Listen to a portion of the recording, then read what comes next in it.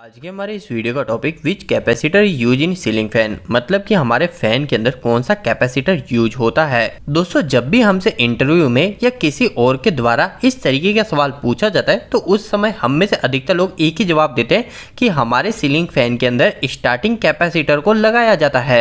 लेकिन दोस्तों, यह जवाब पूरी तरीके से गलत है। हमारे सीलिंग फैन में स्टार्टिंग कैपेसिटर नहीं लगा होता। तो अब अगर फ्यूचर में कभी आपसे इसके बारे में सवाल पूछा जाता है तो उस समय आप क्या जवाब देंगे, इसका सही जवाब क्या है, वही आज के छोटे से वीडियो में हम जान लेंगे। तो बिना देरी करे वीडियो को स्टार्ट कर लेते हैं। दोस्तों, वीडियो के स्टार्टिंग में हम सबसे पहले बात करते हैं कि आखिरकार मार्केट में आपको कौन कौन से कैपेसिटर सुनने को मिलते हैं। तो जनरली हमें जो बार बार कैपेसिटर के नाम सुनने में मिलते हैं वो हमको तीन होते हैं। एक होता है स्टार्टिंग कैपेसिटर, एक हो जाता है हमारा रनिंग कैपेसिटर और एक और हो जाता है हमारा परमानेंट कैपेसिटर। अब अगर दोस्तों हम इन तीनों ही कैपेसिटर के बारे में 2 मिनट के अंदर समझ ले तो हमको हमारे आज के सवाल का जवाब भी मिल जाएगा और साथ ही साथ हमारे फ्यूचर में इलेक्ट्रिकल से जुड़े और भी जरूरी कॉन्सेप्ट क्लियर हो जाएंगे। तो इसके लिए दोस्तों हम इन तीनों ही कैपेसिटर के बारे में एक एक करके अच्छे से जान लेते हैं।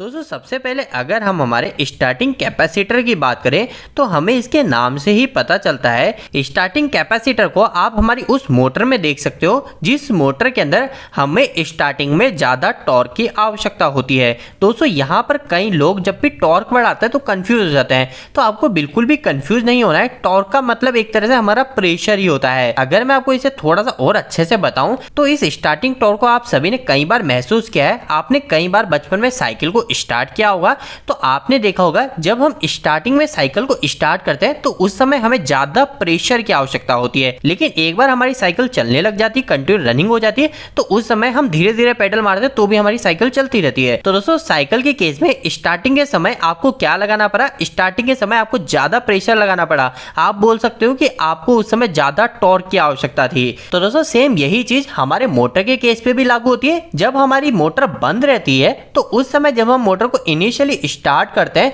तो उस समय हमारी मोटर को ज्यादा टॉर्क की, ज्यादा प्रेशर की आवश्यकता होती है। तो अब हमारी मार्केट में कई सारी टाइप्स की मोटर आती है, लेकिन इनमें से कुछ मोटर ऐसी होती है जिनको स्टार्टिंग में दूसरी मोटर की अपेक्षा ज्यादा स्टार्टिंग में टॉर्क की आवश्यकता होती है, ज्यादा स्टार्टिंग में प्रेशर की आवश्यकता होती है। तो उस समय हम क्या करते हैं, हमारी उस मोटर के साथ में स्टार्टिंग कैपेसिटर को लगाते हैं। अब स्टार्टिंग कैपेसिटर लगाने से क्या होता है, तो इसके लगाने से हमारी मोटर की ऑक्सिलरी वाइंडिंग में ज्यादा करंट फ्लो होता है, जिसकी वजह से हमारी मोटर ज्यादा टॉर्क उत्पन्न कर पाती है, ज्यादा प्रेशर उत्पन्न कर पाती है। और ऐसा होने की वजह से हमारी मोटर स्टार्टिंग में अच्छे से स्मूथ रन हो जाती है। तो दोस्तों, अब आपको पूरी तरीके से क्लियर हो गया कि आखिरकार स्टार्टिंग कैपेसिटर क्या है।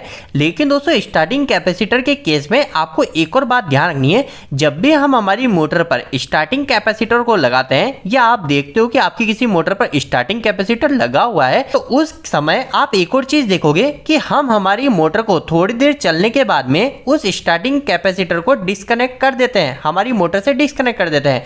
आखिरकार ये सारा प्रोसेस कैसे होता है, तो इसके लिए एक सेंट्रीफ्यूगल नाम का स्विच लगा होता है हमारी मोटर के अंदर। वो स्विच ही हमारी मोटर को अच्छी स्पीड पर जाने के बाद में अपने आप डिस्कनेक्ट कर देता है। इन पूरी बात का मतलब सिंपल सा है कि जो स्टार्टिंग कैपेसिटर होता है वह सिर्फ हमारी मोटर को स्टार्टिंग में टॉर्क, स्टार्टिंग में प्रेशर देने का काम करता है। और जब हमारी मोटर उसकी रेटेड स्पीड के 80% आरपीएम पे पहुंच जाती है तो उस समय हम स्टार्टिंग कैपेसिटर को हटा देते हैं। अगर हम उस समय स्टार्टिंग कैपेसिटर को नहीं हटाएंगे तो हमारी मोटर में बिना मतलब का ज्यादा करंट चलेगा और हमारी मोटर खराब हो जाएगी। तो अब आपको पूरी तरीके से स्टार्टिंग कैपेसिटर के बारे में क्लियर हो गया है कि आखिरकार स्टार्टिंग कैपेसिटर का क्या काम है और इसे कैसे लगाया जाता है। लेकिन दोस्तों, अब हम नेक्स्ट बात करते हैं कि आखिरकार हमारा जो रनिंग कैपेसिटर है, ये रनिंग कैपेसिटर क्या होता है और इसकी क्या आवश्यकता है। तो दोस्तों देखिए, काफी सिंपल चीज है। जैसा कि मैंने आपको बताया, हमारी जो मोटर होती है उनमें से कुछ मोटर ऐसी होती है जिनको स्टार्टिंग में चलने के लिए स्टार्टिंग में ज्यादा टॉर्क की आवश्यकता होती है, तो उसके लिए हम स्टार्टिंग कैपेसिटर लगा देते हैं। लेकिन दोस्तों, हमारे मार्केट में कुछ ऐसी मोटर भी होती है जिनको अच्छे से स्मूथ रन करने के लिए, जिनको अच्छी स्पीड पर चलने के लिए उस मोटर को हमें कंटिन्यू टॉर्क देना पड़ता है, उस मोटर को हमें कंटिन्यू प्रेशर देना पड़ता है। तो दोस्तों, उस चीज को करने के लिए हम क्या करते हैं, हमारी मोटर के साथ में रनिंग कैपेसिटर लगा देते हैं। अब ये रनिंग कैपेसिटर क्या करता है, जैसे ही हम हमारी मोटर को ऑन करते हैं, ऑन करते ही हमारी रनिंग कैपेसिटर अपना काम शुरू कर देता है और हमारी मोटर को कंटिन्यूअसली एक्स्ट्रा टॉर्क देता है, जिसकी वजह से हमारी मोटर अच्छे से रन हो पाती है। अभी दोस्तों यहाँ पर हमने स्टार्टिंग और रनिंग कैपेसिटर को जान लिया है,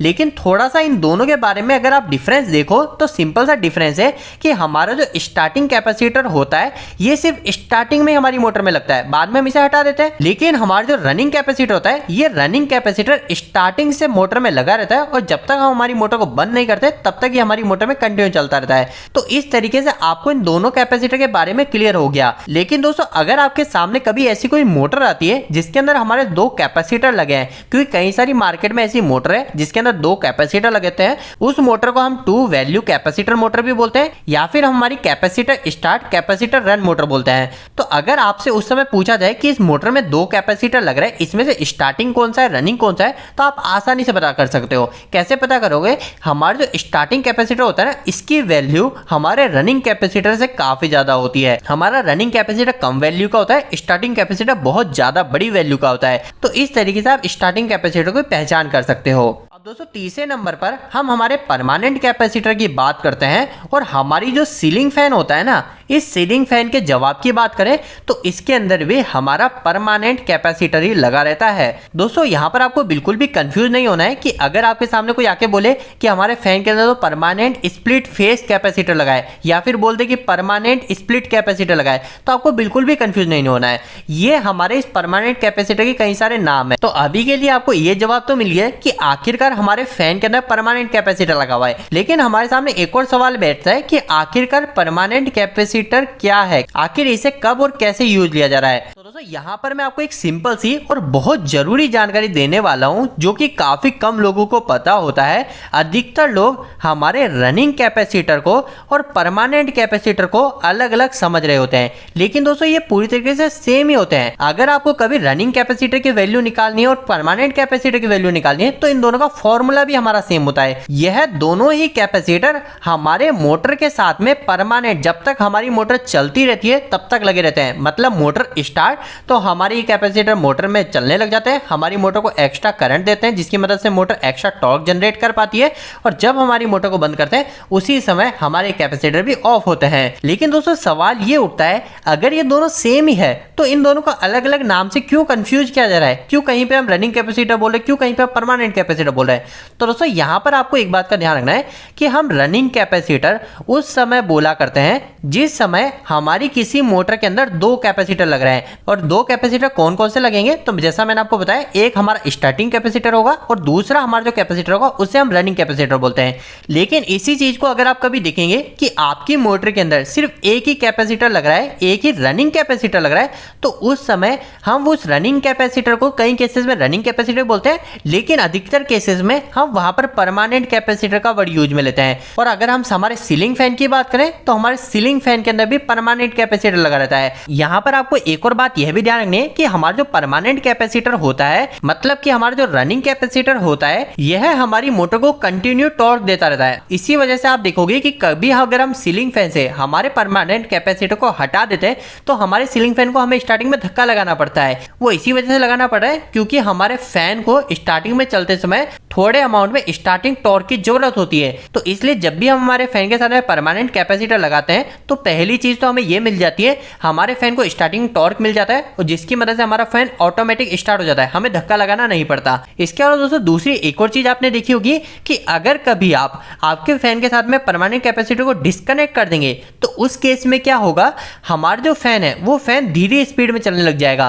अब आप बोलेंगे कि आखिरकार वो धीरे स्पीड में क्यों चलने लग गया? तो इसका भी जवाब काफी ज्यादा सिंपल है। जैसा कि मैंने आपको बताया कि हमारा जो परमानेंट कैपेसिटर होता है ये हमारी मोटर के साथ में कंटिन्यू लगा रहता है। ऐसा नहीं सिर्फ स्टार्टिंग में लगता है और फिर हट जाता है, ये हमारी मोटर के साथ में कंटिन्यू लगा रहता है। तो अभी हमारे फैन के केस में ये हमारे फैन के साथ में कंटिन्यू लगा रहेगा और हमारा फैन जब तक चल रहा है उतनी देर तक हमारे फैन को ये एक्स्ट्रा टॉर्क देता रहता है, जिसकी वजह से हमारे फैन की स्पीड भी ज्यादा बनी रहती है। तो आपको इस बात का जरूर से ध्यान रखना है कि परमानेंट कैपेसिटर का काम हमारी मोटर की स्पीड को बनाए रखना होता है। तो दोस्तों उम्मीद है कि आज के इस वीडियो के माध्यम से आपको कुछ नई और कुछ बेहतर जानकारी मिली होगी। आपको यह वीडियो कैसा लगा, इस वीडियो को लाइक करके जरूर बताएं।